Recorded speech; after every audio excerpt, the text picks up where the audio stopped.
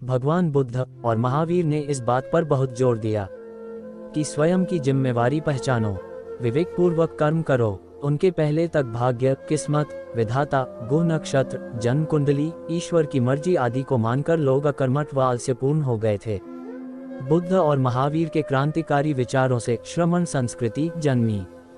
ओशो भी कहते हैं कि तुम अपनी पीड़ा के लिए खुद जिम्मेवार हो, कोई इसका अंत नहीं कर सकता जब तक तुम इस मैं को न छोड़ दो। इसलिए बुद्ध ऐसी बात नहीं कहेंगे कि प्रार्थना करो। बुद्ध कहेंगे तुम्हें समझ में आ गया, औरों को समझाओ, प्रार्थना का सवाल नहीं उठता। कौन मिटाएगा? कोई है कहीं बैठा आकाश में जो इनके दुख मिटा दे? और अगर बैठा होता तो कितनी सदियों से तो तुम प्रार्थना कर रहे हो, हवन कर रहे हो, यज्ञ कर रहे हो, क्या क्या मूर्ताएं नहीं कर रहे हो, अभी तक उसने सुना नहीं। बहरा है तुम्हारा परमात्मा बिल्कुल। तुम्हारे ऋषि मुनि थक गए चिल्ला चिल्ला कर, पंडित पुरोहित मंदिरों के घंटे बजा बजा कर मर गए, उसके कानों तक कोई खबर नहीं पहुंची। जू भी नहीं रेंगी, दुनिया का दुख बढ़ता ही चला गया। जितनी प्रार्थना चली उतना ही दुख बढ़ा। प्रार्थना में कहीं बुनियादी भूल है। ये सवाल प्रार्थना का नहीं है, बोध का है। और बोध तो प्रत्येक व्यक्ति को स्वयं का होना होगा। तुम उत्तरदायी हो अगर दुखी हो, कोई दूसरा जिम्मेवार नहीं है। इसमें तो ये भ्रांति छिपी हुई है कि जैसे परमात्मा लोगों को दुख दे रहा है, इसलिए प्रार्थना कर रहे हैं कि भैया अब दुख मत दो, अब बहुत हो गया, अब दुख देना बंद करो। जैसे परमात्मा जिम्मेवार है, जिम्मेवार तुम हो, प्रार्थना किससे हो रही है? इस भ्रांति को छोड़ो। तुम्हारी पीड़ा के जनक तुम हो, निर्माता तुम हो, सर्जक तुम हो, मिटा भी तुम ही सकते हो, कोई और नहीं मिटा सकता है। ये तुम्हारी काल्पनिक पीड़ा है। तुम सड़ रहे हो, गल रहे हो, तुम नर्क में पड़े हो, लेकिन नर्क तुम्हारा ही निर्माण है। नर्क कहीं और नहीं है, कोई भौगोलिक अवस्था नहीं है, न स्वर्ग कोई भौगोलिक अवस्था है। नर्क अहंकार से भरे हुए मन का नाम है, और स्वर्ग अहंकार से शून्य मन का नाम है। जहाँ अहंकार नहीं वहाँ सुख की वर्षा हो जाती है, और जहाँ अहंकार है वहाँ दुखों के अंबार लग जाते हैं। कौन इसको दूर करेगा? प्रत्येक व्यक्ति को ही अपना मुक्ता होना है। प्रत्येक व्यक्ति को ही अपने को मुक्ति देनी है, क्योंकि प्रत्येक व्यक्ति ने ही अपने हाथ में जंजीरें डाली हैं। कोई दूसरा तुम्हारी जंजीरें तोड़ भी दे, तुम फिर डाल लोगे जब तक कि तुम्हें ही इस बात का बोध न हो जाए। मैं सन्यासी उस व्यक्ति को कहता हूँ जिसने ये स्वीकार किया कि मैं उत्तरदायी हूँ अपने सारे दुखों के लिए। और जब यह कोई स्वीकार कर लेता है कि मैं उत्तरदायी हूँ, तो आधी समस्या तो हल हो ही गई। कुछ न किया और आधी मंजिल आ गई। जैसे ही तुमने ये स्वीकार कर लिया कि मैं जिम्मेवार हूँ अपने दुखों का, तुम्हें दूसरी बात भी साफ हो गई कि चाहूँ तो अभी छोड़ दूँ ये सारे दुख, और चाहूँ तो जो ऊर्जा मैंने दुखों में नियोजित की है वही ऊर्जा सुखों में नियोजित कर दूँ। मेरे हाथ का खेल है। एक सूफी फकीर जब मरा तो उसके शिष्यों ने पूछा कि हम वर्षों से आपको देख रहे हैं। कुछ तो ऐसे शिष्य थे जो 50 साल से उसके साथ थे। उन्होंने कहा कि एक बात हमें चकित करती रही है, बार बार हम पूछते भी रहे, आप हंसते हैं और टाल जाते हैं। आपको हमने कभी दुखी नहीं देखा, कभी उदास भी नहीं देखा। जब देखा तब ताज़ा, जब देखा तब फूल की तरह खिले हुए, जब देखा तब आनंदित। क्या राज है इसका? उस फकीर ने कहा, अब तो मैं मर ही रहा हूँ, तुम्हें राज बता देता हूँ। आज से 50 साल पहले मैं बहुत दुखी आदमी था। तुम कुछ भी नहीं हो, तुम क्या खाक दुखी हो। मेरे दुख का कोई अंत नहीं था। मैं 24 घंटे दुख में सड़ रहा था। मेरा ढंग ही ऐसा था कि उसमें से दुख ही निकल सकता था। अगर मैं गुलाब के पास भी खड़ा होता तो कांटे गिनता था, फूल नहीं देखता था। और जो आदमी कांटे गिनेगा उसके हाथ कांटों से बिंध जाएंगे, लहूलुहान हो जाएंगे। और जिसके हाथ लहूलुहान हो जाएंगे, आंखें आंसुओं से भर जाएंगी, उसको क्या खाक फूल दिखाई पड़ेंगे। उसे फूल दिखाई भी पड़ जाएं तो भरोसा ना आएगा, क्योंकि सवाल यह उठेगा कि हजारों कांटों में फूल खिल कैसे सकता है। जरूर मुझे कुछ भ्रम हो रहा है। उस फकीर ने कहा कि लोग तो कहते हैं कि हर काली बदली में भी एक रजत रेखा होती है, एवरी क्लाउड है ए सिल्वर लाइन, मगर मेरी अपनी और ही धारणा थी। मेरी धारणा ये थी कि जहाँ भी रजत रेखा होती है उसके आसपास एक महान काली बदली होती है। वह मेरे देखने का ढंग था।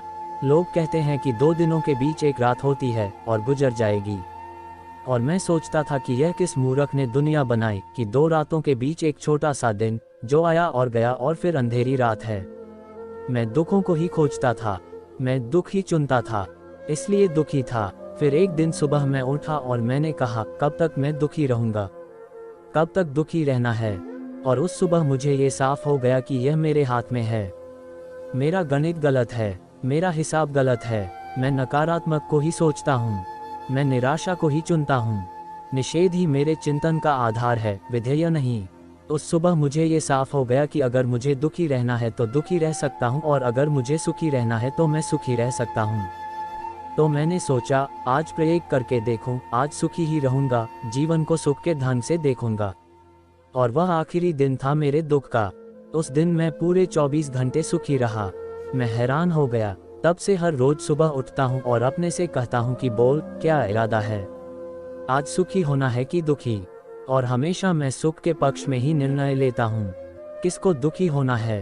50 साल हो गए उस बात को गए, अब तो दुख मुझे यूं लगता है जैसे कभी था ही नहीं। कोई दुख स्वप्न देखा हो जो कब का खो गया, या जैसे किसी कहानी में बात पड़ी हो जिससे मेरा कुछ लेना देना नहीं। मैं तुमसे यही कहना चाहता हूँ, कोई तुम्हारा दुख मिटाएगा नहीं। तुम इस भ्रांति को छोड़ दो। इसी भ्रांति के कारण तुम दुख में सड़ रहे हो। जाकर मंदिर में प्रार्थना करते हो कि प्रभु, हे तारणकर्ता, हरो मेरे दुख।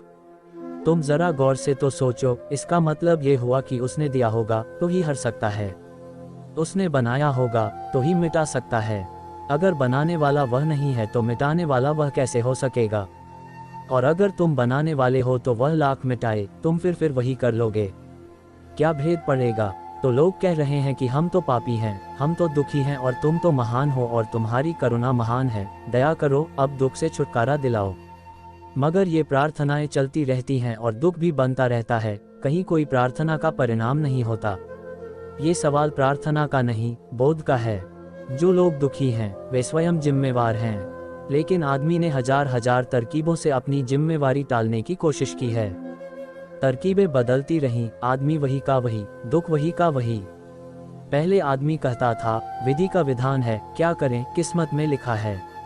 ये तरकीब हुई, करते तुम हो और कहते हो, विधाता ने लिख दिया, अब हम करें क्या। खोपड़ी में लिख दिया, खोपड़ी में कुछ भी नहीं लिखा हुआ है। खोपड़ी बिल्कुल खाली है, कोई लिखावट नहीं है। मैंने लाखों खोपड़ियाँ पढ़ी हैं, कोई लिखावट नहीं है। मगर तरकीब थी पुरानी की विधि का विधान है, विधाता ने लिख दिया। विधाता क्यों लिखेगा? विधाता कोई पागल है, विक्षिप्त है कि तुम्हारा दुख लिख देगा कि प्रभु की मर्जी। प्रभु है ये कि तुम्हें सताने में रस लेने वाला कोई पागल है, कि इसके कारण इतना सारा दुख हो रहा है। फिर यह बात पुरानी पड़ गई। तो कार्ल मार्क्स ने कहा कि समाज की व्यवस्था, क्या कर सकता है आदमी? आर्थिक व्यवस्था, राजनीतिक व्यवस्था, ये समाज है जो दुख पैदा कर रहा है। लोगों को ये बात जंची, लोगों को हमेशा ये बात जंचती है कि कोई और जिम्मेवार हो। ये बात अखरती है कि कोई कहे कि तुम जिम्मेवार हो। बुद्ध पसंद नहीं आए, जीसस पसंद नहीं आए, सुकरात पसंद नहीं आया, लेकिन कार्ल मार्क्स पसंद आया। आधी दुनिया कम्युनिस्ट हो गई, लेकिन रास्ता वही है, क्योंकि अब पुराना ढंग विधि विधान का तो खत्म हो गया। पुराना हिसाब की कर्मों के कारण हम फल भोग रहे हैं। पिछले जन्मों में बुरे कर्म किए थे, इसलिए अब फल भोग रहे हैं। तो पिछले जन्मों में क्यों बुरे कर्म किए थे? वह उसके पिछले जन्म में उसके कारण। और उस जन्म में क्यों किए थे? वह उसके पिछले जन्म में। तो जरा ये भी तो सोचो कि पहला जन्म कभी हुआ था, उसमें क्यों बुरे काम किए थे? उसके पहले तो कोई जन्म न था। मगर ये तरकीबें टालने की, अपने कंधे से किसी तरह बात दूसरे पर चली जाए, ये दुख को बचाने का उपाय है, ये सुरक्षा है, ये कवच है। मार्क्स ने समझा दी नई तरकीब। मार्क्स समझता है कि उसने कोई क्रांति ला दी। कुछ क्रांति नहीं लाई, सिर्फ शब्द बदल दिए। विधि विधान न रहा, कर्म का सिद्धांत न रहा, समाज की आर्थिक और राजनीतिक व्यवस्था जिम्मेवार हो गई। आदमी फिर वहीं के वहीं। तो रूस में तुम सोचते हो लोग सुखी हो गए हैं, चीन में सुखी हो गए हैं, जरा भी सुखी नहीं हो गए हैं। हाँ, इतना जरूर हो गया है कि अब अपने दुख की बात भी नहीं कर सकते हैं, इतने दुखी कर दिए गए हैं कि अब दुख है ये कहने की भी हिम्मत नहीं। अब दीवारों को कान है। अब जिसने कहा दुख है उसका फैसला कर दिया जाएगा, उसका खात्मा कर दिया जाएगा। अब तो कितने ही दुखी रहो, कहना तो यही कि सब सुख ही सुख है। अपनी पत्नी से भी पति डरता है कहने में, क्योंकि पत्नी भी स्त्रियों के कम्युनिस्ट दल की सदस्य है। अपने बच्चों से बाप डरते हैं कहने में, क्योंकि बच्चे बच्चों की कम्युनिस्ट पार्टी के सदस्य हैं। वे जाकर खबर दे देंगे। और हर एक को समझाया जाता है, बच्चों को समझाया जाता है कि साम्यवाद सबसे ऊपर है, तुम्हारे माता पिता अगर कोई खिलाफ बात करते हो फौरन खबर करो। पत्नियों को समझाया जाता है कि पति तो सांयोगिक बात है, असली चीज साम्यवाद है, समाजवाद है, सर्वोपरि बात वही है। अगर पति कुछ खिलाफ बात करते हो खबर करो। हर एक घर में जासूस बैठ गए। दुख भारी है, लेकिन कोई कुछ कह नहीं सकता, कोई कुछ बोल नहीं सकता। मैंने सुना कि कुत्तों की एक प्रदर्शनी थी पेरिस में। ये कथा कम्युनिज्म के जमाने की है। रूसी कुत्ते भी भाग लेने आए थे। प्रेनफर कुत्तों ने पूछा कि भाई रूस के कुछ हालचाल कहो, बड़ी मुश्किल से रूसियों से मिलना होता है। तो कुत्तों ने कहा आनंद ही आनंद है, सुख ही सुख है, स्वर्ग है। लेकिन जब प्रदर्शनी खत्म होने लगी तो रूसी कुत्तों ने प्रेनफर कुत्तों से कहा कि कोई तरकीब बताओ कि अब हमें रूस न जाना पड़े। उन्होंने कहा अरे स्वर्ग ही स्वर्ग है, सुख ही सुख है, रूस क्यों नहीं जाना चाहते। उन्होंने कहा और सब तो ठीक है, भौंकने की आज़ादी बिल्कुल नहीं। अब क्या खाक करे सुख का जहां भौंक ही न सकते हों। और कुत्ते का सबसे बड़ा सुख की भौंकने की आज़ादी होनी चाहिए, विचार स्वतंत्रता। उसने कहा और सब तो ठीक है, अरे लाख मक्खन खिलाओ, मगर खाकर भी क्या करेंगे जब भौंक ही नहीं सकते। आत्मा को ही मारे डाल रहे हो। अब जाने की इच्छा नहीं है। यहाँ कम से कम भौंकने की आज़ादी तो है। वहाँ गले में सुरसुरी चलती रहती है, मगर दबाए बैठे रहो। संयम साधना पड़ता है, भौंक नहीं सकते। रूस से लोग बाहर क्या निकल जाते हैं, फिर लौटना नहीं चाहते। कैसा सुख है ये, जो बाहर निकल गया वह फिर पीछे नहीं लौटता। इस तरह सुख हो नहीं सकता। ये बात फिर टाल दी गई। सुख के लिए एक आधारभूत नियम ख्याल में लो, मैं जिम्मेवार हूँ अपने दुख का, मैं निर्माता हूँ, मैं सृष्टा हूँ।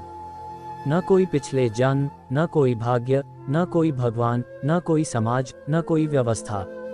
मैं, मेरा अहंकार, मेरी मूर्खता, मेरा अज्ञान, मेरी मूर्छा। कष्ट होता है इस बात को स्वीकार करने में, पीड़ा होती है इस बात को स्वीकार करने में, मगर इस पीड़ा को जो स्वीकार कर लेता है उसके जीवन में क्रांति की शुरुआत है। क्योंकि यह आधा पहलू जैसे ये समझ में आ गया तब तुम्हारे हाथ में है, बदल दो जिंदगी का ढंग, फिर मोड़ दो नाव, फिर कोई तुम्हें रोकने वाला नहीं है। ऐसे ही मैंने आनंद जाना है। जिंदगी के सब पहलू तुम्हारे हाथ में हैं, तुम मालिक हो। यह मैं अपने अनुभव से कहता हूँ। यह मैं किसी शास्त्र की बात नहीं दोहरा रहा हूँ, यह मेरे स्वयं का अनुभव है और इसलिए मैं जरा भी स्वीकार नहीं कर सकता कोई लाख कहे कि कोई और जिम्मेवार है। मैं भी दुखी था, जैसे तुम दुखी हो, जैसे कोई भी दुखी है, लेकिन जिस दिन ये बात समझ में आ गई कि मैं ही जिम्मेवार हूँ, उसी दिन से क्रांति हो गई।